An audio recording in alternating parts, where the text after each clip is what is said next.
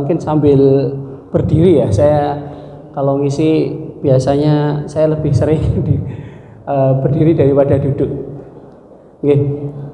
Sebelum saya mulai, kalau saya lihat di sini ibu-ibu sama bapak-bapak sebenarnya jauh lebih senior daripada saya gitu.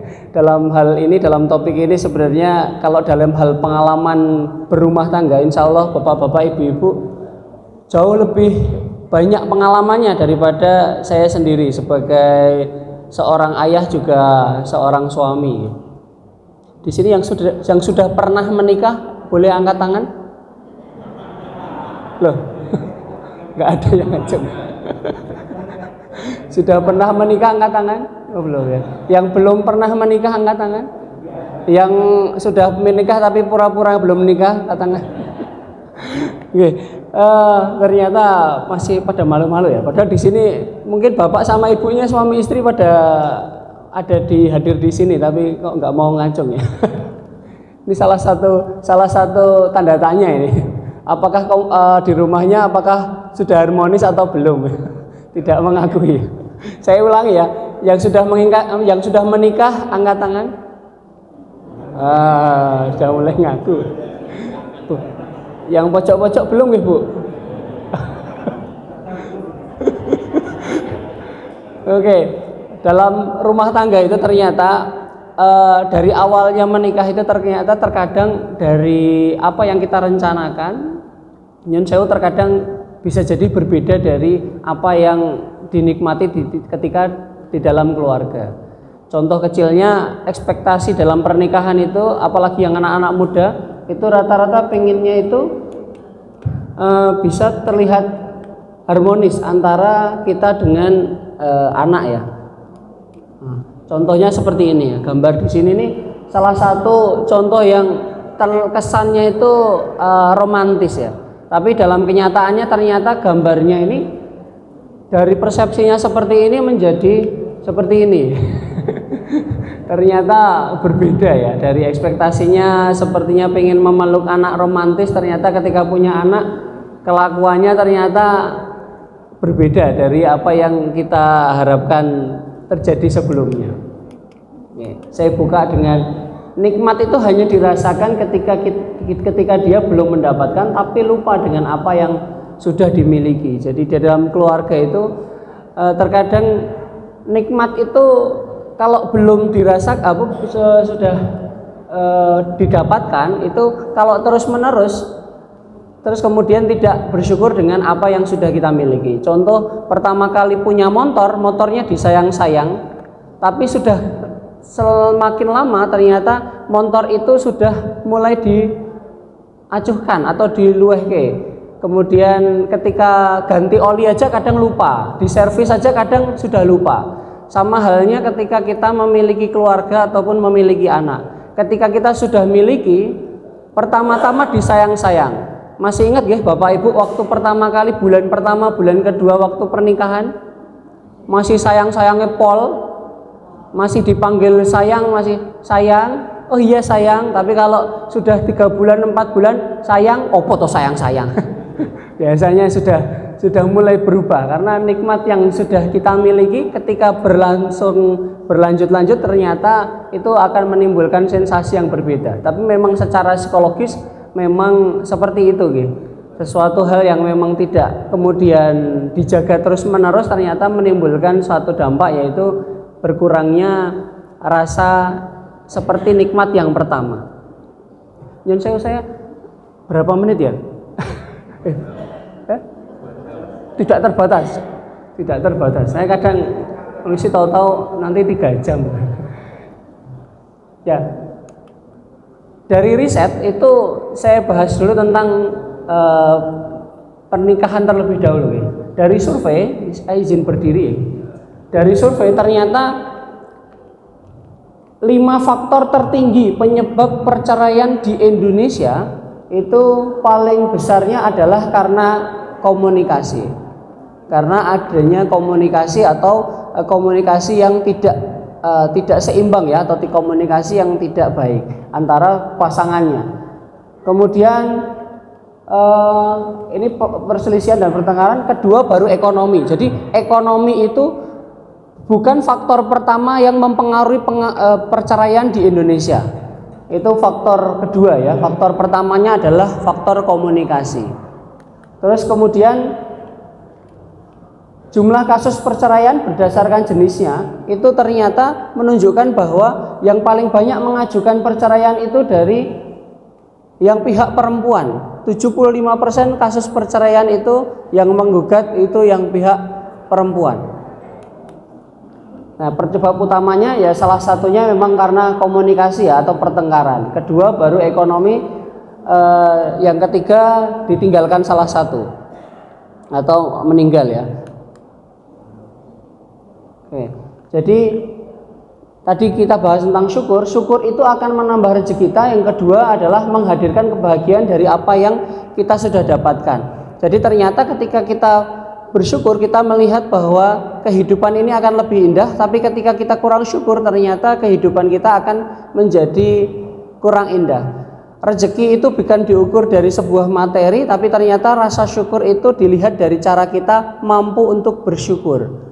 Sekecil apapun penderitaan, sebesar apapun penderitaan, kalau kita masih bisa bersyukur, kehidupan akan lebih indah gitu ya. Dalam waktu beberapa bulan terakhir ini saya sudah mengatasi beberapa konsultasi perceraian itu mungkin sudah belasan kali ya, dan itu semua kebanyakan ya dari rasa syukur, Tidak bersyukur ketika sudah mempunyai istri yang sudah baik mengatur rumah tangga. Yang kemudian yang kedua adalah tidak bersyukur ketika suami sudah mengusahakan segalanya, namun sang istri tidak memahami bahwa itu adalah tanggung jawab suami yang sudah terpenuhi semua. Nah, terkadang seperti itu. Dalam beberapa konsultasi saya mengenai keluarga, itu paling banyak biasanya adalah suami dan istri tidak memahami perannya masing-masing, atau peran serta dalam keluarga itu imamnya maupun makmumnya ini tidak tahu peran masing-masing. Sang imam yang menjadi imam, sang makmum yang menjadi makmum harus paham. Tidak bisa makmum terus kemudian ngatur terlalu banyak sang imam. Terus sang imam juga tidak bisa meletakkan apapun kepada sang istri, walaupun ketaatan itu memang adalah kewajiban seorang istri. Jadi pernikahan itu ibarat untaian bunga mawar, tapi kalau misalnya tidak ada ilmunya, ternyata itu seperti duri yang kadang membuat luka.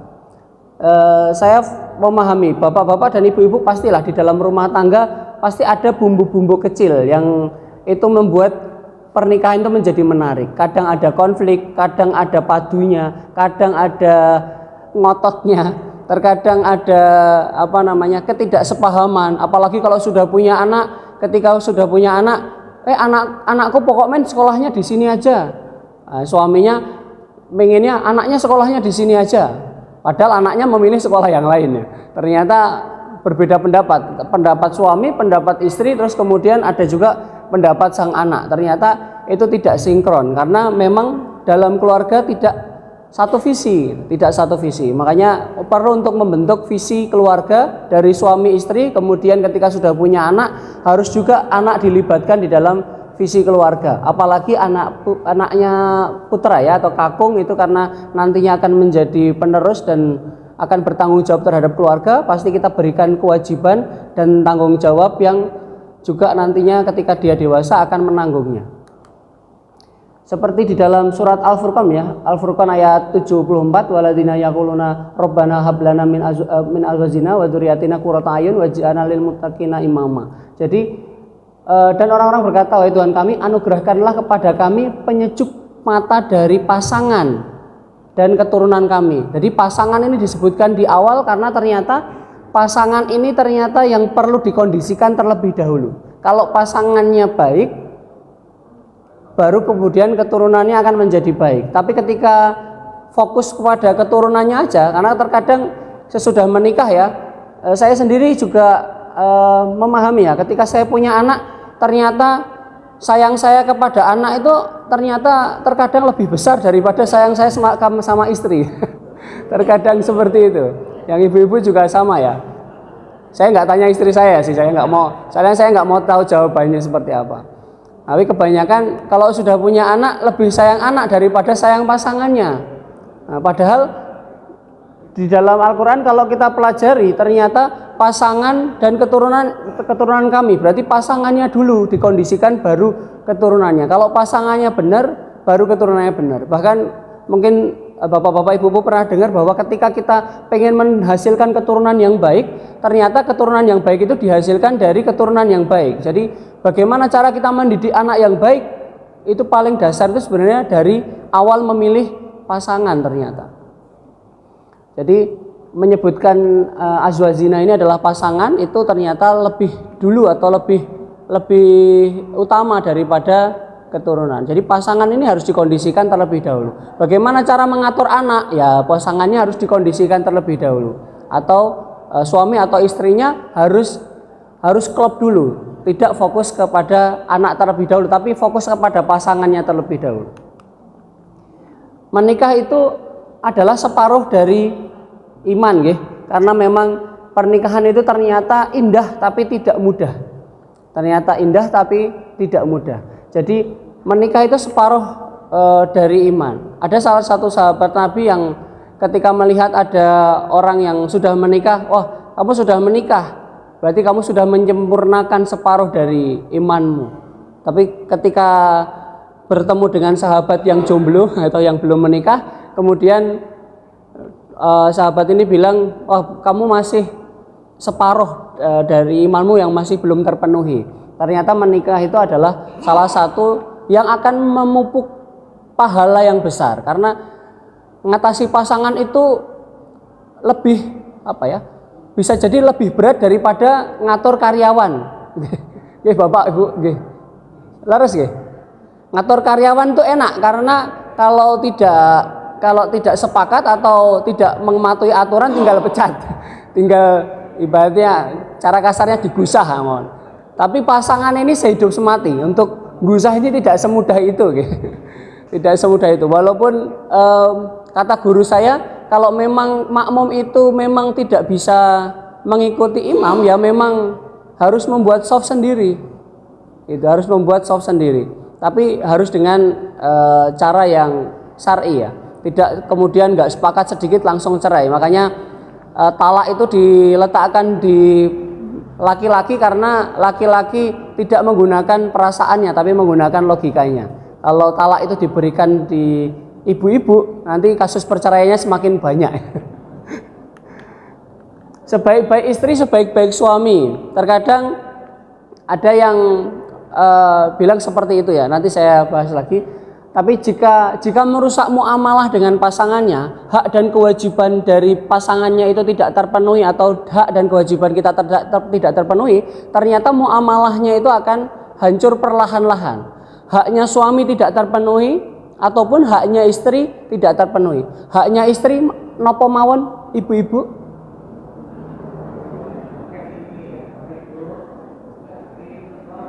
Napa? Mendapatkan kasih sayang ya, mendapatkan kasih sayang, nafkah lahir dan batin. Nafkah lahir itu apa? Hah?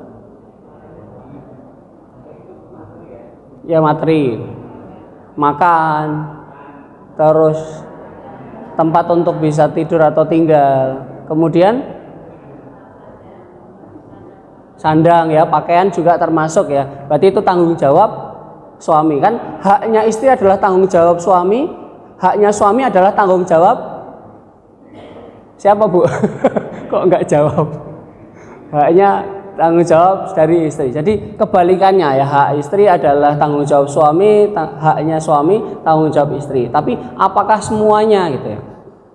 Pertama kali saya dapat ilmu family terapis ya, ketika konsultasi rumah tangga dari guru saya itu paling banyak itu dibahas adalah haknya istri, haknya istri. Ternyata ketika kita menjadi suami itu tanggung jawabnya lebih besar. Karena setelah saya mendengar itu dari guru saya langsung menunda pernikahan. Karena ternyata tanggung jawabnya besar sekali ya. Karena kita harus menanggung tadi untuk membuat sakinah ya, sakinah dari sakana yang artinya rumah ya, berarti harus punya tempat tinggal. Walaupun kalau belum punya rumah tempat tinggal, harus menyiapkan tempat yang bisa digunakan untuk istirahat atau bersemayam ya.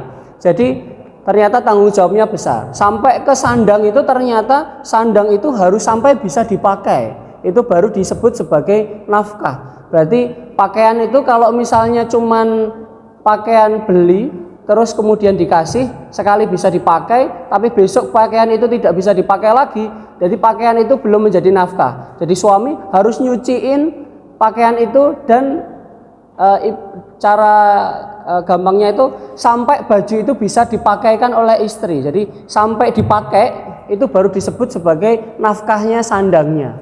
Jadi sampai bisa memakaikan. Jadi kalau istri memakai sendiri itu bukan nafkah dari suami. Nah, guru saya se-ekstrim itu, jadi harus dikasih, harus dipakaikan. Kemudian makanan itu kalau kita cuman suami membelikan beras, itu ternyata belum menjadi nafkah. Ternyata beras itu harus dimasak dulu. Kalau sudah dimasak harus disuapkan, harus sampai ke mulut, baru itu disebut sebagai nafkah. Jadi suaminya harus ngasih ke istrinya ya. Wah, di sini mulai rame ya. Karena yang ibu-ibu sudah mulai, wah ini nih besok saya minta disuapin ini. Ternyata pelayanannya seperti itu. Karena semua yang menjadi tanggung jawab atau apapun yang harus memenuhi kebutuhan sang istri itu harus dipenuhi oleh suami. Nah, setelah saya dengar itu dari guru saya, waktu itu saya langsung takut untuk menikah.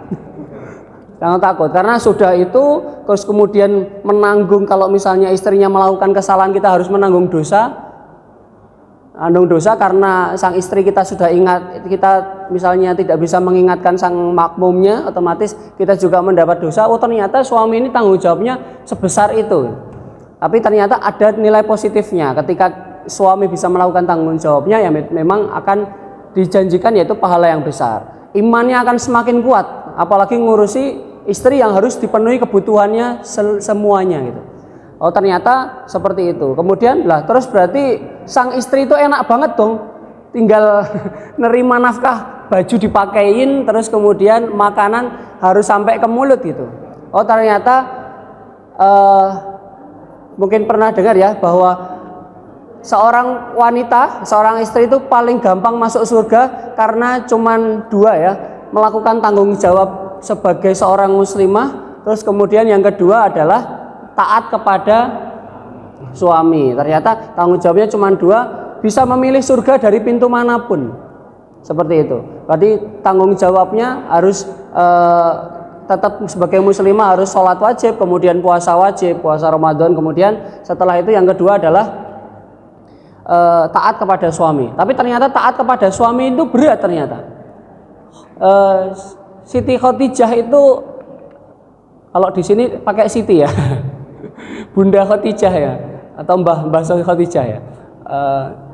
Siti Khadijah itu ternyata dijamin masuk surga, atau dia memang bisa masuk surga adalah salah satunya tidak pernah sekalipun di dalam hidupnya meninggikan suaranya terhadap suaminya Rasulullah. Wah, ternyata. Nah, di sini kita cek dulu nih, apakah pernah sekalipun kita kepada suami meninggikan suara kita sedikit. Gitu ya. Tanggung jawabnya adalah perbedaannya di situ. Memang taat itu berat, ibu-ibu. Ternyata taat itu cukup berat ya. Waduh gitu. Nah, ternyata seperti itu. Nah, kita bahas tentang komunikasinya. Tanggung jawab seorang istri ternyata cukup berat ketika kita ngomong taat itu. Ternyata taat itu tidak cuma satu kata, ternyata lebarannya banyak sekali. Tapi dengan seluruh tanggung jawabnya, ternyata saya sikapi tadi suap mulut ya, suap sampai ke mulut makanannya, kemudian pakaian harus dipakaikan. Tapi ganjarannya tadi ketika sudah melakukan tanggung jawab wajib, kemudian bisa taat kepada suami, yang lain itu adalah tambahan pahalanya. Nah, ketika kita seorang suami sudah menyiapkan makanan di rumah, kemudian ternyata sang istrinya ini membantu untuk masak, oh itu ternyata ganjarannya tambah pahala lagi. Karena katanya ketika seorang istri yang memberikan masakan kepada seorang suami, pahalanya seperti haji dan umroh ya. Terus Ustaz. Oh ternyata pahalanya berlipat ganda. Makanya seorang istri itu sebenarnya ibaratnya kalau di sini adalah surga, di sebelah sini adalah neraka, itu sang istri itu letaknya ada di tengah-tengah. Cukup mudah untuk ke neraka, cukup mudah untuk ke surga. Jadi di tengah-tengah. Ke neraka gampang, ke surga gampang, tinggal pilih yang mana. Tapi sang suami itu letaknya bukan di tengah-tengah. Sang suami itu letaknya lebih dekat dengan neraka. Ya, karena lebih dekat dengan neraka karena tanggung jawabnya besar banget yang tadi saya sebutkan. Oh, ternyata tanggung jawabnya cukup besar. Kalau sang suami melaksanakan tanggung jawab wajib, memenuhi seluruh kebutuhannya dan sebagainya, itu perlu ekstra ya. Harus nambah. Makanya kalau harusnya yang sering ke masjid, sholat sunnah dan sebagainya itu yang laki-laki ya. Tanggung jawab sholat di masjid, ibadah sunnah dan sebagainya untuk perlu ditambah untuk memenuhi kewajibannya, karena kewajibannya terpenuhi minimal baru dekat dengan surga. Tapi kalau misalnya tanggung jawabnya tidak terpenuhi, berarti langsung otomatis dekat dengan neraka.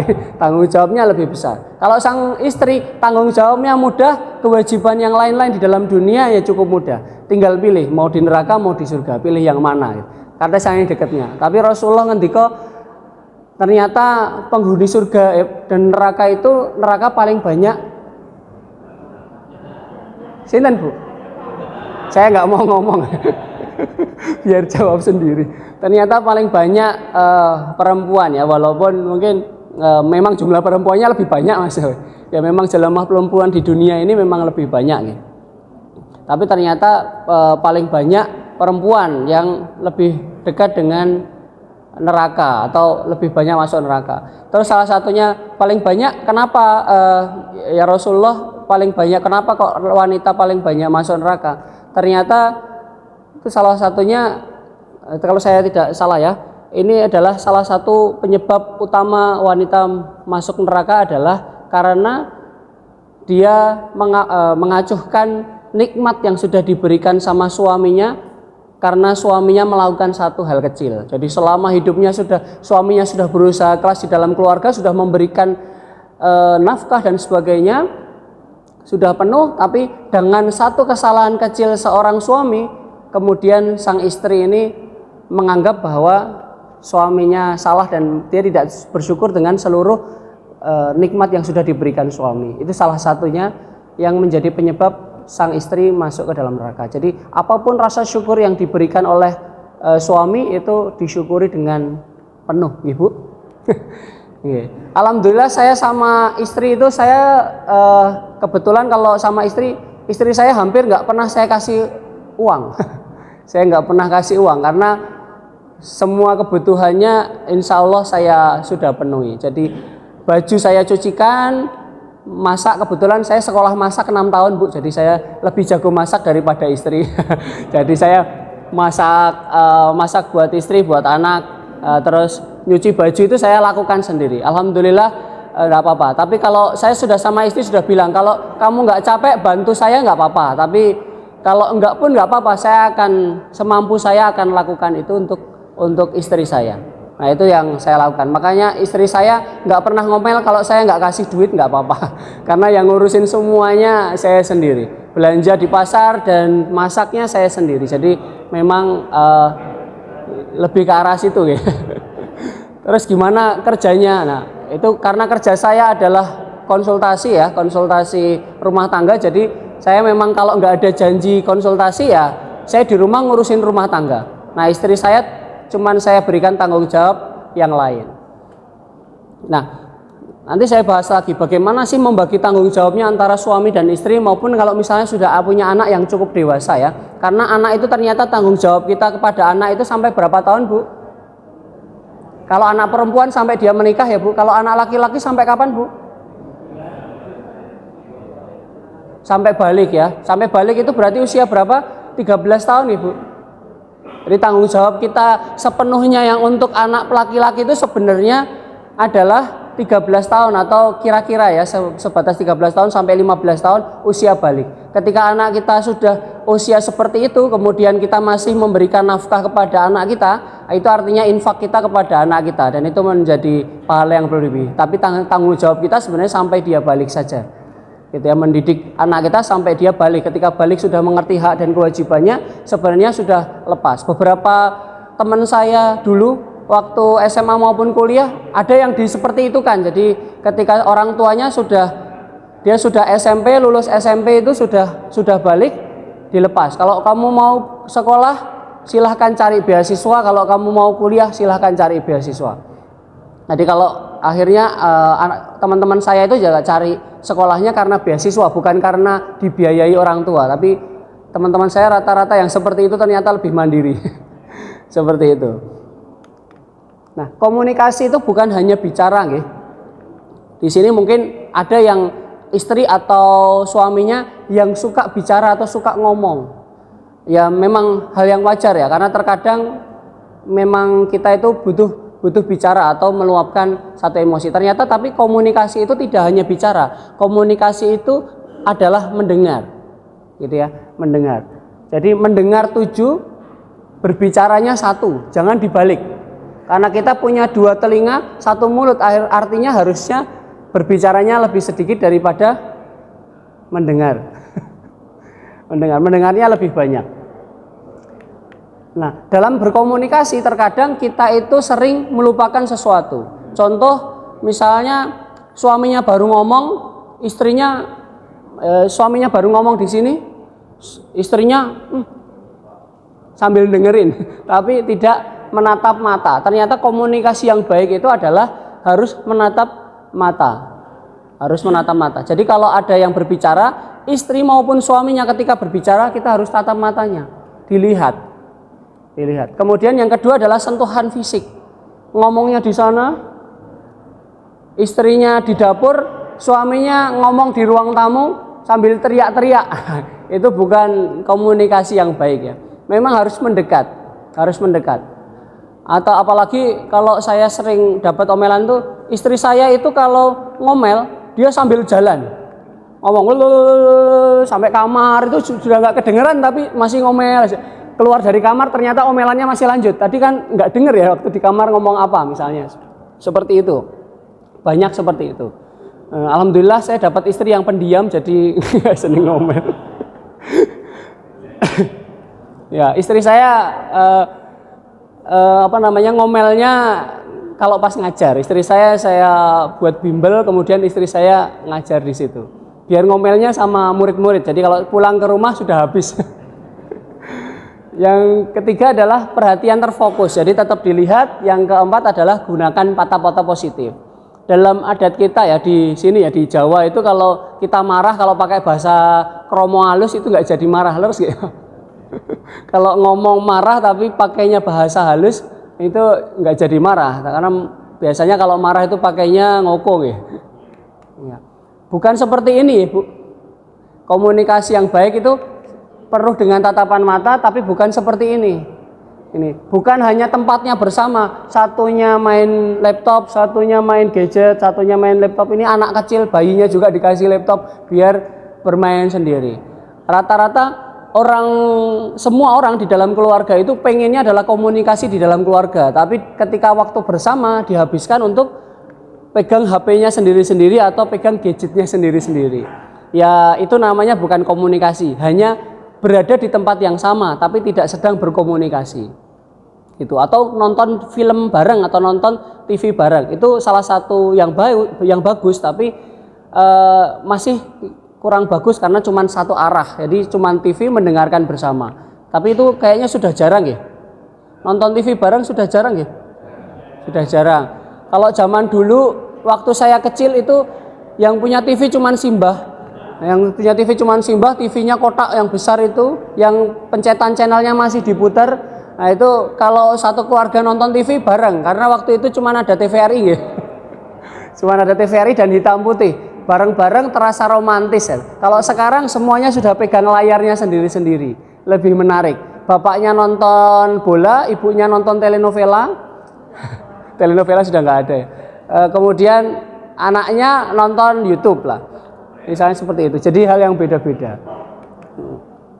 Nah, kita pahami dulu. Oh, peran ayah apa saja? Peran ayah itu salah satunya ya, peran suami atau ayah. Satu, laki-laki itu dominan logikanya. Terus pendek perasaannya. Jadi 10% perasaan, 90% logika. Jadi kalau ngomong sama bapak-bapak harus penuh dengan logika. Kalau ibu-ibu kebalikannya, harus penuh dengan perasaan. Perasaan ngomong sama istri, kemudian gunakan logika kalau ngomong sama suami. Kenapa kok suami itu nggak pernah curhat sama ibu-ibu? Ya karena suami ketika curhat dibalas seorang ibu-ibu adalah dengan perasaannya. Terus perasaanmu piye? Padahal yang dibutuhkan laki-laki adalah solusi atau logikanya.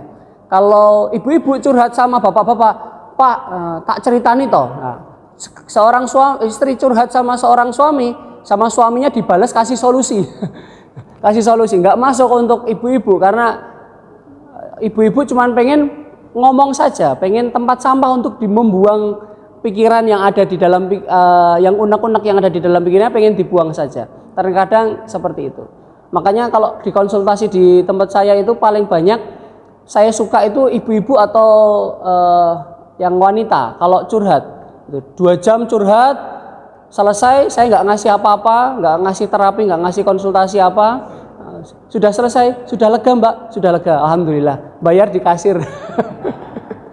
Jadi ternyata gampang itu. Yang penting kita mau jadi tempat sampahnya. Tapi menjadi tempat sampah itu ternyata nggak mudah Bapak. Ternyata. Padahal kita cuma butuh telinga saja. Oh gitu, oh ngoten toh. Oh perasaanmu seperti itu. Terus gimana lagi ceritanya? Dan kita nggak perlu dengar suaranya. Kita nggak perlu memperhatikan apa yang diceritakan sama istri kita. Tapi cukup dengar. Oh begitu toh. Bagaimana perasaanmu? Terus apa lagi? Udah terus gitu. Diulang-ulangi pertanyaannya. Ternyata ibu-ibu bisa lebih curhat, lebih leluasa. Atau ibu-ibu ngungkapin semuanya lebih lega. Tapi ketika seorang suami pengen curhat sama ibu-ibu, balasnya gimana? Ya balasnya adalah terus paling bagus gimana caranya. Jadi kita lemparkan lagi logikanya kepada logika seorang laki-laki. Karena wanita tidak punya kapasitas logika yang melebihi laki-laki. Gitu ya, walaupun mungkin 1-2 ada, tapi tidak semua gitu. Jadi kita nggak bisa memberikan solusi atas permasalahan suami. Ya sudah, pengennya seperti apa? Apa mungkin mancing bisa membuat kamu lebih lega? Ya udah sana mancing dulu 1 jam ya. Ya itu mungkin akan membuat lebih lega. Karena di tempat mancing itu bukan seninya mancingnya, tapi ketika mancing mungkin bisa ketemu sama teman, terus bisa merenung. Makanya terkadang laki-laki lebih banyak merenung atau masuk ke dalam guanya sendiri, atau sebutannya itu man cave, atau masuk ke guanya laki-laki sendiri. Oke, tadi kita sudah sempat bahas ya. Oh, tugas suami itu adalah salah satunya menjadi sutroh atau hijab dari neraka. Jadi tugasnya itu berat. Ketika ditanya sama Gusti Allah ketika hisab nanti, ketika laki-laki datang ya langsung menghadap ya, langsung menghadap ditanyain hisab atas apapun perbuatannya. Tapi kalau perempuan ternyata ditanya terlebih dahulu adalah didatangkan suaminya dulu. Bagaimana dulu istrimu ketika menjadi istri selama di dunia? Harus ditanya dulu. Ternyata seperti itu. Terus kebanyakan ada yang bilang seperti ini, taat sama suami itu ya lihat suaminya dulu. Oh ternyata kalau misalnya seorang istri harus berbuat baik, nunggu suaminya berbuat baik dulu. Padahal yang namanya istrinya Nabi Nuh itu masuk mana Bu? Masuk neraka atau surga? Masuk neraka atau surga? Istri Nabi Nuh. Nah, istri Nabi Lut masuk neraka atau surga? Oh masuk neraka. Asiah istri Fir'aun masuk neraka atau surga? Enggak, walaupun si Fir'aunnya mengaku Tuhan ya, udah kafir, syirik, menyekutukan Allah, menganggap diri sendiri adalah Tuhan. Tapi Asiah itu ternyata istri yang taat ya, istri yang taat tetap bisa beribadah, mengakui bahwa Allah itu adalah Tuhannya Musa dan Tuhannya Asiah juga. Oh ternyata taat kepada suami belum tentu ya. Taat kepada suami lihat suaminya dulu. Kalau suaminya lihat Fir'aun, Fir'aun suaminya seperti itu, Asiyah ternyata bisa tetap taat. Jadi ternyata tugas kita itu cuman memperbaiki diri kita sendiri, bukan untuk menuntut apa yang harus diharapkan dari orang lain. Nah, suami adalah pintu terbesar mendapatkan surganya Allah, ibu-ibu. Ternyata paling mudah seorang istri itu yang seperti tadi saya bilang, tanggung jawab suami itu banyak, tapi ketika suami membantu sedikit saja, ternyata itu menjadi pahala. Mau makan sendiri aja itu jadi pahala, Bu. Cuman mau makan sendiri aja ya, Bu. Tadi kita masak sendiri, terus kemudian makan dengan suapan kita sendiri, itu pun jadi pahala. Karena tanggung jawab menyuapi tadi adalah tanggung jawab suami, tapi dilakukan oleh istri menjadi pahala untuk seorang istri. Kemudian ketika memakaikan pakaian saja ya, Bu, pakai baju sendiri itu karena itu pakaian itu adalah tanggung jawabnya suami. Ketika seorang istri pakai baju sendiri itu sudah menjadi pahala lagi. Istri nggak ngapa-ngapain di rumah, diam untuk menghindari fitnah di luar, itu sudah menjadi pahala. Jadi untuk cari pahala seorang istri itu cukup mudah ya. Cukup mudah seorang istri untuk mencari pahala. Bagi suami itu ibaratnya ada pepatah yang mengatakan suami itu tugasnya lahir, kerja, mati. Lahir, kerja, mati, karena dalam hidupnya setelah kelahiran ya sudah, terus kemudian bekerja untuk mencari pahala sebanyak-banyaknya. Ketika bekerja masih sendiri, bekerja membantu orang tua, kemudian ketika menikah bekerja untuk menghidupi keluarganya, sampai kemudian akhirnya meninggal dunia. Jadi pekerjaannya itu cukup berat ya, seperti nggak ada istirahatnya. Makanya kalau ada seorang pria ya, nyun sewu ya, kadang duduk di teras rumah kemudian cuman menikmati satu batang rokok itu yang nyun sewu ya. Itu seperti seorang suami yang menikmati 10% hasil dari lelahnya. Jadi ibu-ibu mungkin perlu tahu ya, kalau misalnya suaminya baru mungkin nggak ngerokok, mungkin ngopi atau makan gorengan di teras rumah, itu seperti seorang suami menikmati hidupnya, karena selama hidupnya digunakan untuk bekerja. Ini saya bela suami dulu. Nah, sekarang baru bela yang ibu-ibu. Nah, peran bunda ternyata seorang ibu itu dominan perasaannya, tapi pendek logikanya. Logikanya agak pendek. Makanya tanggung jawabnya cukup berbeda dengan seorang laki-laki. Nah, masalah bagi tugas tadi, ketika saya konsultasi sama salah satu guru saya, terus bagaimana peran serta seorang istri itu di dalam rumah tangga? Ya, diberikan kewajiban yang tidak memberatkan. Itu makanya saya tarik kepada istri saya, kamu lebih cocok di mana, lebih suka di mana, masak. Saya tahu istri saya selama kecilnya saya tahu bahwa tidak pernah belajar masak. Jadi saya memahami itu, saya akui itu, saya nyaman dengan itu, nggak ada masalah karena saya lebih jago masak daripada istri saya. Jadi otomatis masak menjadi tanggung jawab saya.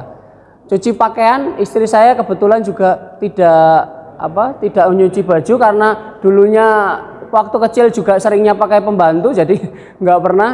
Ya alhamdulillah keluarga istri saya itu ekonominya lebih mapan daripada keluarga saya ya. Jadi waktu itu katanya kan milih dari hartanya, milih dari parasnya maupun milih dari agamanya. Kemudian kalau dari agama, alhamdulillah istri saya dulu sering ikut lomba qiraah, jadi suaranya bagus ya.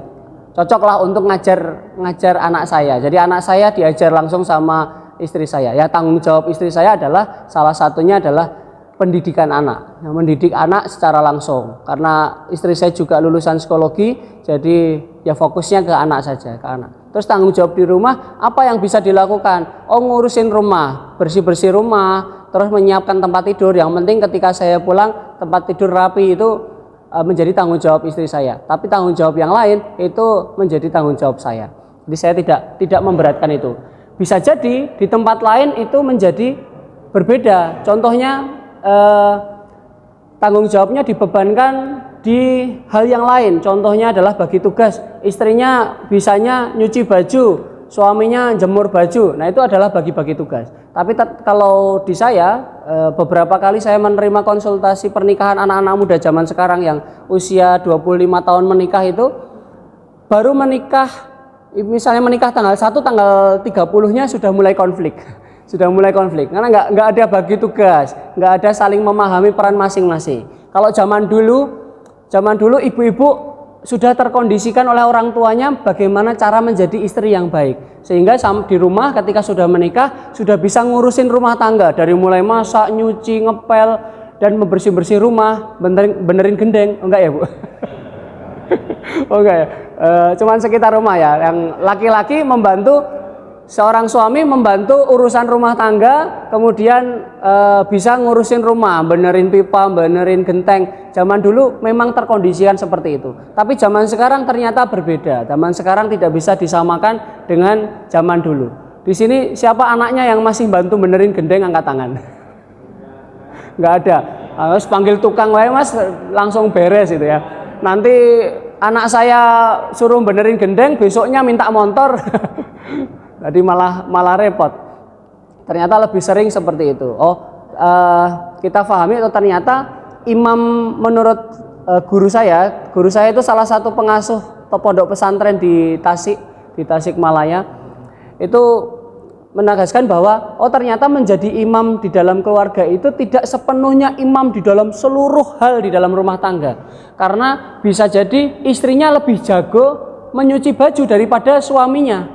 Otomatis kalau suaminya nyuci baju mungkin tidak akan sebersih yang ibu-ibu. Kemudian ibu-ibu bertanggung jawab menjadi imam untuk memimpin urusan pakaian di dalam rumah tangga. Misalnya seperti itu, ternyata bagi tugasnya itu seperti itu. Karena lebih mampu. Seperti itu, lebih mampu.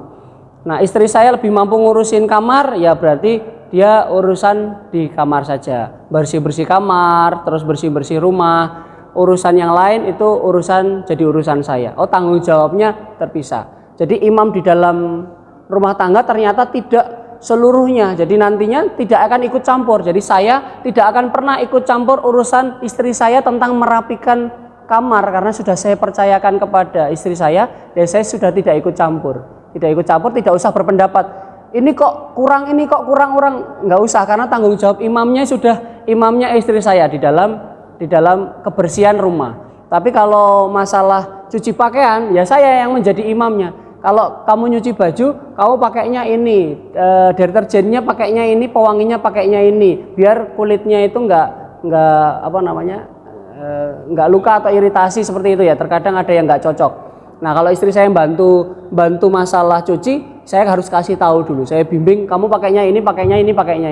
Jadi istri saya nggak mau komentar. Pewanginya aku sukanya pakainya yang ini. Istri saya nggak bisa komentar karena yang mimpin masalah itu adalah saya. Masalah yang lain ada beberapa, misalnya masalah anak yang mimpin istri saya. Saya pengen anak saya waktu SD masuk pondok, saya sendiri. Tapi istri saya nggak pengen kalau SD masuk ke pondok. Nanti pondoknya kalau sudah SMP saja nanti masuk ke pondok pesantren. Nah, berarti itu saya ngikut ke istri karena yang menjadi imam istrinya. Yang menjadi imam di dalam pendidikan anak istri saya. Jadi saya nggak ikut campur di dalam memilih sekolah untuk anak saya karena itu tanggung jawab istri. Nah, ketika membagi tanggung jawab seperti itu akan menjadi indah karena saya nggak akan saling konflik. Urusan itu adalah urusan istri saya. Saya kalau mau berpendapat boleh, tapi keputusannya di istri. Di beberapa hal ada yang keputusan saya, istri tidak usah ikut campur. Nah, seperti itu tidak akan ada konfliknya karena sudah bagi-bagi tugas atau peran masing-masing. Nah, terus kenapa kok kita nggak bisa menasehati seorang suami? Karena menasehati pasangan atau suami istri itu sebenarnya seperti sebuah benih. Bisa jadi kita nasehatin, baru tumbuhnya itu mungkin bisa jadi berapa bulan lagi atau mungkin berapa tahun lagi. Terkadang ada pasangan yang ngeyel, dikasih tahu ini kok nggak mau nurut. Pah, Mbok, kamu itu berhenti merokok setiap malam loh, watukmu lho wis mengkel-mengkel. Misalnya seperti itu. Ternyata nasihat itu ibaratnya sebuah benih. Kita berkewajiban untuk memberikan benihnya. Seorang suami wajib untuk memberikan benih di dalam istri, benih nasihat ya maksudnya ya. Benih nasihat kepada istri itu wajib. Tapi kalau istri menasihati suami wajib atau sunnah? Ibu-ibu? Sunnah ya. Seorang istri itu nggak wajib untuk menasihati seorang suami, tapi ketika memberikan nasihat kepada suami menjadi pahala. Nah, makanya perbedaannya di situ. Nasihatnya suami itu adalah kewajiban untuk istri laksanakan juga. Seorang istri menasihati suami itu ternyata sunnah atau diperbolehkan. Nanti ketika memang dilakukan akan mendapat pahala. Tapi saat apapun nasihatnya dari suami istri maupun istri ke suami itu ternyata cuma benih. Tapi yang menumbuhkan benihnya itu Allah. Yang menumbuhkan benih di dalam nasihat itu Allah. Kita wajib untuk memberikan benihnya, tapi yang menumbuhkan benih itu sendiri itu Allah. Kita wajib memberikan nasihat karena yang nantinya membolak-balikan hati seseorang itu hanyalah Allah. Jadi yang menumbuhkan itu Allah. Pasrah mawon. Yang penting sudah menggugurkan kewajiban. Kewajiban kita adalah menasehati. Selebihnya sudah biarkan Allah yang menumbuhkannya. Ketika kita sudah berikan nasihat, kok tidak dilakukan, ya sudah nggak apa-apa, nanti Allah yang menumbuhkan. Terkadang yang merokok tadi misalnya sudah batuk-batuk seperti itu disuruh berhenti merokok tapi nggak mau merokok, kita sudah nasihati, Pak, mau berhenti merokok, batukmu sudah sepertinya parah gitu. Ya nanti Allah yang akan menumbuhkan benihnya. Nah benihnya itu bisa jadi suaminya nanti sakit dulu, masuk rumah sakit dulu, diperiksa paru-parunya, ternyata paru-parunya harus diangkat satu, baru nanti mulai sadar. Nah, terkadang harus seperti itu.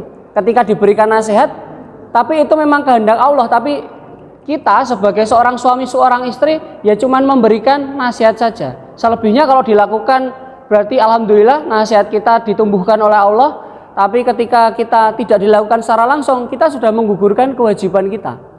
Jadi jangan sampai menyesal.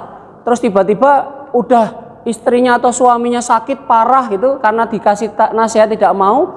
Kemudian kita langsung nambahin kata-kata ngomel. Loh toh tak andani kok ngeyel ra umum saiki kok ngene lho sapa sik nanggung lho. Dadi urusan yang rumah sakit dadi repotan bla bla bla bla bla. Jadi banyak gitu.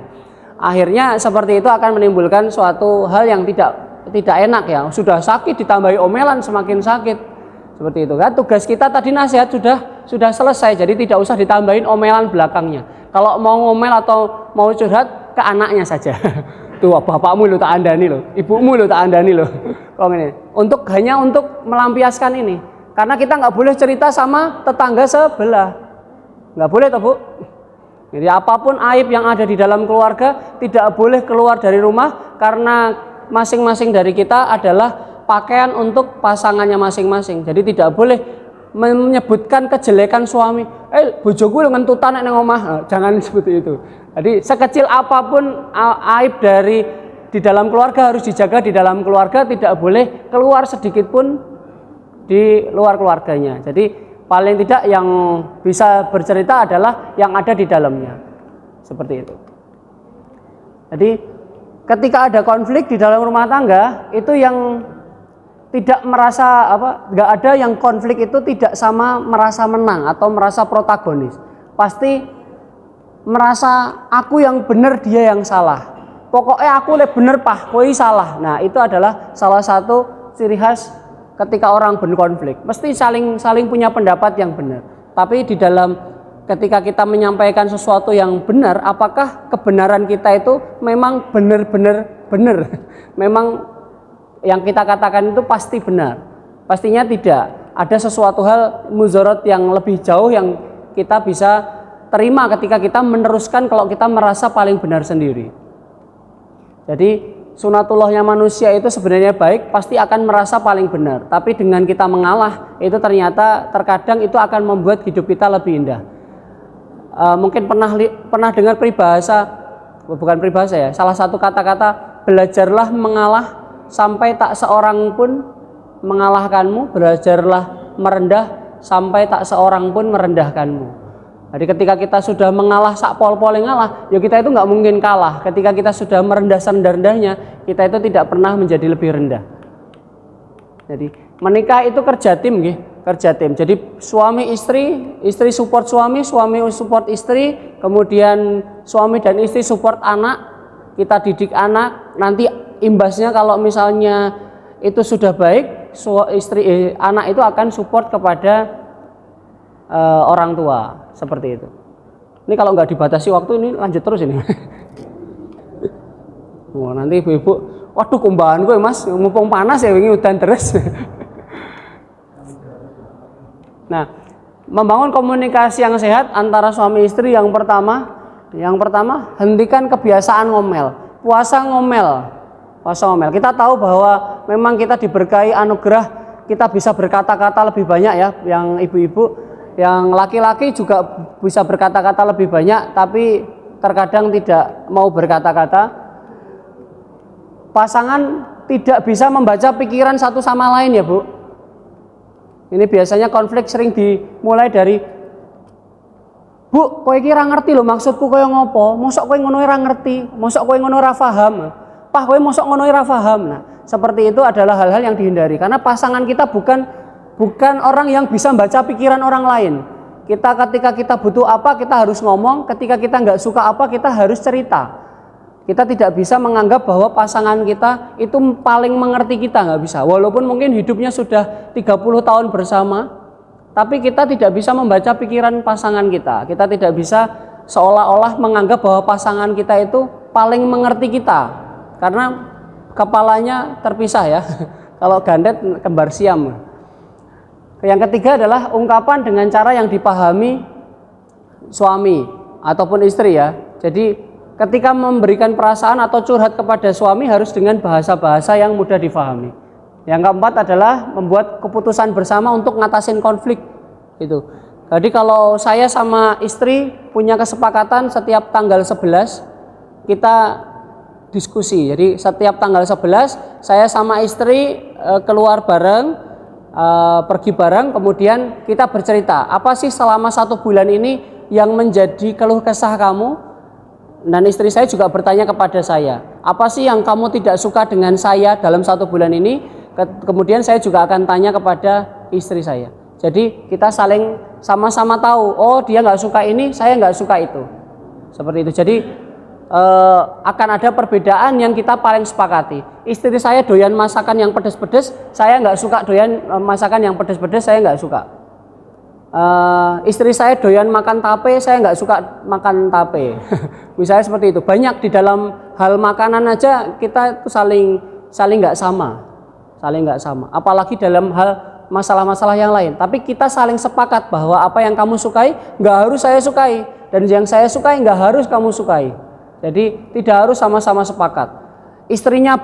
Suaminya baru suka nyepeda karena kemarin baru musim sepeda, ayo toh Bu nyepeda, padahal istrinya nggak suka main sepeda, dipaksa-paksa, akhirnya terpaksa harus menyepeda. Alasannya karena suaminya pengen lihat istrinya juga nyepeda kayak teman-temannya yang bawa istrinya, padahal belum tentu sama ya, belum tentu sama.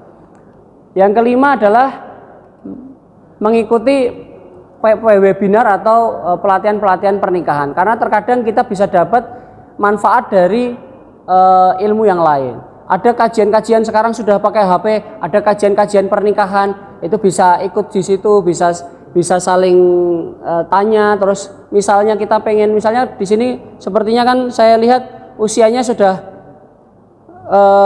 memiliki cucu ya, memiliki cucu, mungkin anaknya atau anaknya atau mantunya itu kan butuh juga ilmu-ilmu pernikahan. Bapak-bapak, ibu-ibu juga coba belajar juga misalnya, terus kemudian bisa tahu, oh pernikahan anak-anak zaman sekarang itu ternyata seperti ini. Jadi kita memahami bahwa oh ternyata zonanya anak dan mantu kita itu sekarang ada di seperti ini. Jadi kita tidak bisa langsung ikut campur di dalam pernikahan mereka.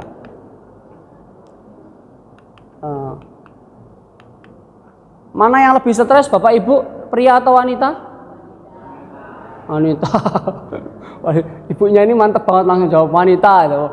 Yang lebih stres wanita atau pria, Bapak-bapak? Hah?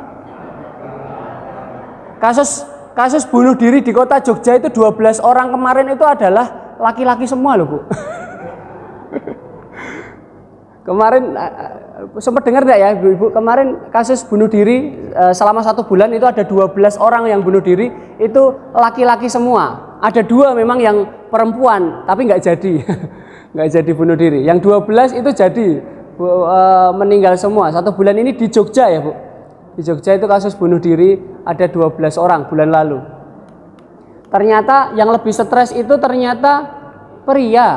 Ternyata yang banyak masuk ke LP, lembaga permasyarakatan, itu ternyata pria. Karena kalau dalam hal perasaan, perempuan lebih tahu bagaimana cara menyelesaikannya. Terus kemudian ketika di psikolog, ketika datang ke psikolog atau datang ke tempat saya aja, itu 95% itu perempuan. Karena bisa menyelesaikan perasaannya dengan cara curhat, dengan cara menyelesaikan dengan cara yang nyaman. Bagi yang laki-laki bingung mau curhat. Kenapa kok pria lebih stres? Karena pria itu yang pertama tidak berbagi, tidak cerita, tidak curhat. Pernah dengar ibu suami-suaminya sendiri curhat sama temennya, bro, aku punya masalah ini. Terus kemudian sang suami curhat sama temennya, bentar ya aku mau teleponan dulu sama temanku, mau curhat dulu. Enggak, paling yang diomongin kalau laki-laki kalau teleponan pasti ngomonginnya kalau enggak hobi, urusan pemerintahan, RT RW atau kesibukan yang ada di sekitar, mungkin kan seperti itu. Tidak curhat masalah yang lain. Tidak curhat. Yang kedua, laki-laki jarang menangis. Laki-laki jarang menangis karena dari dulu dari kecil dididiknya adalah kalau laki-laki nangis itu cengeng, padahal nangis itu adalah saksi dari keberanian kita untuk menderita ya.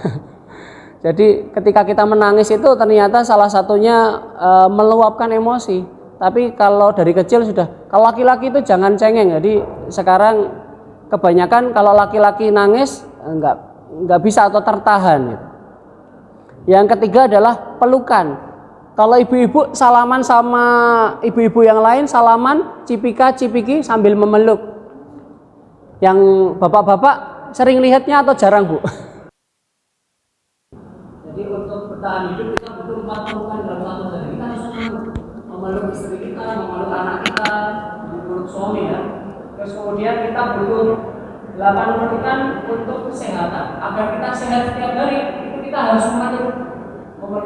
Jadi harus ada sentuhan fisik suami istri ke anak juga. Kemudian untuk awet muda bahagia itu ternyata butuh 12 pelukan dalam satu hari. Ini saya rasa di sini sudah awet muda sepertinya banyak pemeluk ya, insya Allah ya. Karena suami dan istrinya sendiri butuh pelukan, apalagi anak ya. Karena kemarin saya dengar risetnya yang terbaru itu ternyata anak-anak zaman sekarang itu ternyata kurang banyak disentuh kulitnya ya, kulit ketemu kulit dari orang tuanya. Ternyata zaman sekarang itu riset yang terbaru itu apa namanya? Istilahnya itu skinless atau apa ya?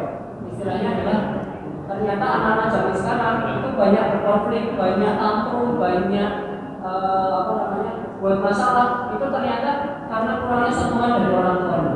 Jadi sentuhan kulit, memeluk itu ternyata dibutuhkan walaupun dia sudah kuliah atau sudah menikah itu juga butuh pelukan, tetap butuh pelukan. Jadi kalau ketemu sama anaknya ya usahakan. Kalau misalnya bapak ibu merasa jarang memeluk anaknya, diusahakan ngobrol sama anaknya, sepertinya ayah kangen sama kamu atau ibu kangen sama kamu nih, tak peluk ya. Nah, seperti itu aja. Nah kalau bagi bapak-bapak agak susah, tapi gak apa-apa Pak, ditantang aja kayak sini demi anak kita. Kadang ngomong seperti itu aja malu. Ayah saya itu kebetulan ayah saya bekerja di Vietnam 16 tahun. Jadi baru pulang 2019 yang lalu sebelum pandemi. Memang kurang kedekatan saya sama ayah kurang, cuman saya yang harus kadang harus WA. Kalau dulu belum ada WA ya harus telepon. Kemudian ketika pulang saya harus menuntut ayah saya. Sekarang ini ya saya harus duluan ya, nyari bapak saya atau misalnya menuntut bapak saya. Jadi nggak bisa bapak saya karena ya saya tahu sebagai orang tua pasti kayak gini kalau minta itu pada sang anak pasti kayak gini. Yang terakhir ya mungkin ya. Yang terakhir, mencintai itu tidak penting. Ini adalah kalau kita ya. Kalau lebih ekstrim lagi biasanya saya di dalam seminar saya biasanya bilang sebenarnya kita itu tidak saling mencintai. Saya sama istri juga suka bilang sebenarnya kita menikah itu kita sebenarnya tidak saling mencintai. Kebetulan saja saya butuh kamu, kamu butuh saya. Jadi kebetulan ada satu kebetulan yang sama yang membuat kita itu saling memiliki saja. Tapi kita sebenarnya sejatinya itu cinta itu tidak ada. Tidak ada yang namanya saling mencintai itu tidak ada. Pasti ada satu hal yang membuat syarat di dalam cinta itu. Misalnya syaratnya adalah karena dia gak rewel, karena dia cantik, karena dia baik, atau karena dia nurut sama saya. Kemudian kalau gak nurut, cintanya sudah mulai berkurang. Jadi itu sebenarnya bukan cinta, tapi ada syarat di dalam melakukan sesuatu. Kita kembali ke topik ini. Ternyata mencintai itu tidak penting. Sekarang saya tanya bapak-bapak ibu-ibu yang merasa bapak ibu bahagia di dalam pernikahannya, angkat tangan. Alhamdulillah. Yang nggak angkat tangan berarti nggak bahagia. Yang bahagia di dalam pernikahannya, angkat tangan. Alhamdulillah ya. Sekarang saya tanya, apakah pasangan bapak ibu dan anak ya, pasangan bapak ibu dan anak, apakah mereka bahagia? Bisa dijawab atau tidak? Jelas bahagia. Bagaimana kita tahu anak atau suami kita bahagia itu?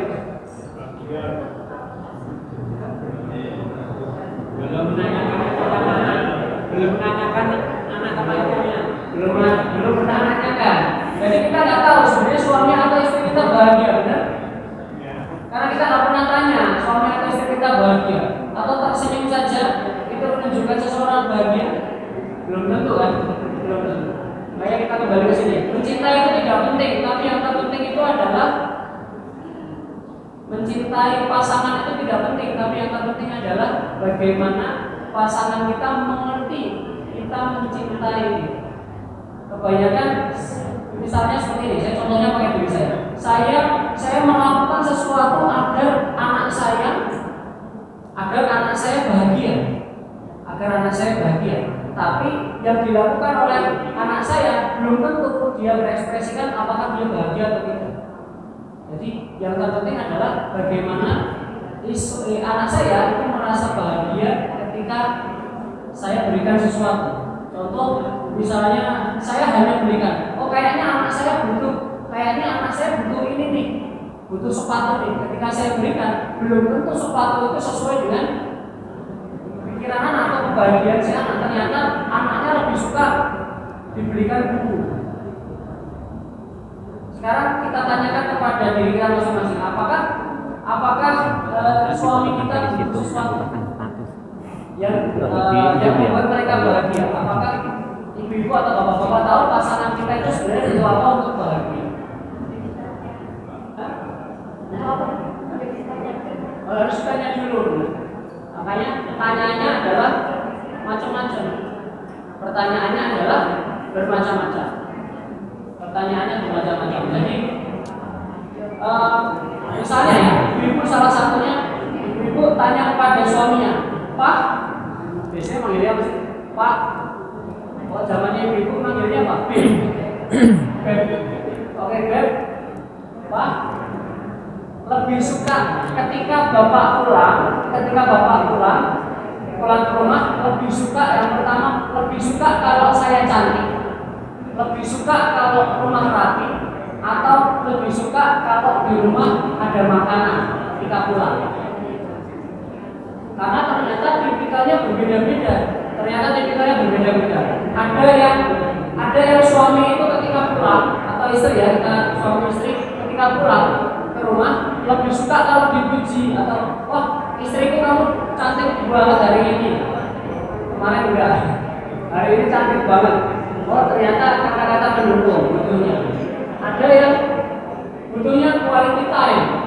Biasanya kalau misalnya ada suaminya atau istrinya suka ngajak, yuk nanti hari Sabtu atau hari Minggu weekend kita ketemu bareng, kita kumpul bareng sama keluarga. Tipikal seperti itu biasanya suaminya tidak waktu bersama. Yang ketiga, sentuhan fisik. Suaminya atau anaknya ya, berlaku untuk anak juga. Ketika dia butuh sentuhan fisik atau dipeluk gitu, apakah dia butuh atau tidak? Ketika dia suka disentuh fisiknya, ya dia tipikal yang sentuhan fisik. Keempat, pelayanan, suka dilayani, suka diberikan pelayanan. Kemudian yang kelima adalah diberikan hadiah. Ternyata 5 bahasa cinta ini beda-beda. Contoh saya sendiri bukan tipe pelayanan. Jadi kalau saya butuh makan, ya saya akan masak sendiri, kemudian saya makan. Saya tawarin istri kalau mau saya masakin sekalian, kalau enggak ya saya makan sendiri. Karena saya bukan tipikal pelayanan. Jadi istri saya nggak harus setiap pagi bikin teh buat saya, kemudian ngasih ke saya, karena itu bukan sesuatu hal yang saya sukai. Tapi ketika misalnya istri, bapak-bapak atau suami ibu yang membutuhkan pelayanan, ya memang sukanya dilayani, diberikan teh hangat setiap pagi. Kemudian kalau yang suka sentuhan fisik ya memang harus disentuh, memang harus dipeluk. Kalau memang suaminya atau istrinya suka pelukan, ini ternyata bentuknya sentuhan fisik. Kemarin saya kasih konsultasi rumah tangga di daerah Turi Sleman, itu istrinya itu tipikal yang sentuhan fisik, pengennya dipeluk setiap hari. Tapi suaminya itu risih kalau dipeluk, jadi nggak mau dipeluk. Jadi kasihan banget. Kita menyelesaikan permasalahannya agak panjang karena harus kebiasaan dulu. Suaminya nggak suka risih kalau dipeluk, jadi agak aneh gitu. Suaminya ini nggak suka kalau disentuh terus-terusan, itu nggak suka, peluk itu nggak suka. Nah padahal si istrinya tipikal yang sentuhan fisik, pengennya dipeluk terus. Ya, harusnya dimbangi, karena kita tadi seperti yang kita bilang sebelumnya, mencinta itu tidak penting, tapi membuat pasangan kita memahami bahwa kita dicintai itu penting. Jadi yang ngalah harusnya suaminya, karena suaminya yang mempertahankan rumah tangga, dia harus beradaptasi, harus mulai suka dengan kebutuhan yang dibutuhkan oleh sang istri. Seperti itu. Nah, ketika misalnya kita tahu bahwa pasangan kita ataupun anak kita membutuhkan bahasa-bahasa cinta ini, coba kita tanyakan ke anak kita, lebih suka dipuji, lebih suka ketika punya waktu bersama. Kalau anak-anak zaman sekarang mungkin yang kedua ini agak kurang ya, sentuhan fisik, kemudian pelayanan maupun hadiah, lebih suka yang mana? Kalau kita tahu ini semua, salah satunya saja, karena biasanya dominannya cuma 2. Misalnya dia suka kata pendukung dan waktu bersama, itu berikan terus. Insya Allah kalau anak istri kita itu atau suami kita itu kita penuhi bahasa cintanya, mereka tidak akan buat masalah. Misalnya ini terpenuhi juga, misalnya menurut saya, bapak ibu yang anaknya pacaran, itu pasti di rumahnya ada yang sesuatu hal dari situ, ada yang hilang. Karena dia tidak punya sentuhan fisik di rumahnya, akhirnya dia memilih sentuhan fisik di luar, yaitu memilih untuk pacaran. Karena keluarganya tidak ada waktu bersama, dia lebih suka main keluar, lebih suka untuk bergaul dengan lawan jenis misalnya. Kemudian di rumah tidak pernah dipuji, tidak pernah disayang, orang tuanya tidak pernah mengatakan aku sayang kamu. Ternyata anak ataupun istrinya lebih suka kumpul dengan komunitas-komunitasnya. Nah seperti ini, contohnya seperti ini. Jadi untuk itu kita perlu yang namanya baterai cinta tadi. Jadi baterai cinta itu kalau kita isi minimal 2 saja, dua yang penuh, itu nanti dia akan terpenuhi rasa cintanya. Kemudian saking cintanya penuh, dia tidak akan membuat masalah. Seperti itu. Kesimpulan ibu, ketakwaan kita bisa dapatkan dari separuh pasangan. Jadi pasangan kita adalah separuh dari iman kita. Kita perlu untuk menjaganya. Jadi bukan untuk saling mana yang lebih benar, tapi kita memahami 2 hal di sini. Sang suami punya tanggung jawab sendiri menjadi seorang suami, sang istri mempunyai tanggung jawab sendiri menjadi seorang istri. Lakukan aja kewajibannya sendiri-sendiri, itu akan membuat kehidupan kita lebih baik. Tidak usah mencampuri kewajibannya seorang suami, kita cukup lakukan terlebih dahulu apa yang menjadi kewajiban kita, kemudian apa yang menjadi hak kita, kita tanyakan kepada pasangan kita apakah itu bisa diperoleh atau tidak. Tapi yang penting adalah kewajiban kita, karena nantinya di surganya Allah kita berusaha sendiri, berjuang sendiri. Jika memang sama-sama saling mencintai dan sama-sama saling mengusahakan, kita dipertemukan lagi di surga. Kalau tidak, sejengkel-jengkelnya apapun kepada suami, sejengkel-jengkelnya apapun kepada istri, ketika di surganya nanti, ya kita akan bergerak sendiri Ketika kita memang sudah berbuat baik ya kita masuk surga, belum tentu pasangan kita masuk surga. Jadi kita berusaha masing-masing. Kita nggak usah fokus tentang kewajibannya pasangan kita, tapi kita wajib untuk menasihati mereka biar mereka bisa berubah menjadi lebih baik. Dan insya Allah kita nanti akan dipertemukan di surganya lagi jika kita saling berusaha untuk memperbaiki perannya masing-masing. Peran kita sebagai suami maupun perannya sebagai seorang istri. Insya Allah. Seperti itu dari saya, mungkin karena sudah cukup panjang ya 1 jam saya ngomong di sini. Insya Allah semoga apa yang saya sampaikan ada manfaatnya bukan untuk menggurui Bapak Ibu semua. Insya Allah apa yang saya berikan hanyalah berdasarkan pengalaman saya selama saya konsultasi maupun mempelajari apa yang ada di depan kita tadi. Terima kasih sebelumnya kepada Masjid Al-Iqbal karena sudah memberikan kesempatan saya di sini untuk berbicara di sini. Semoga ada manfaatnya. Wassalamualaikum warahmatullahi wabarakatuh.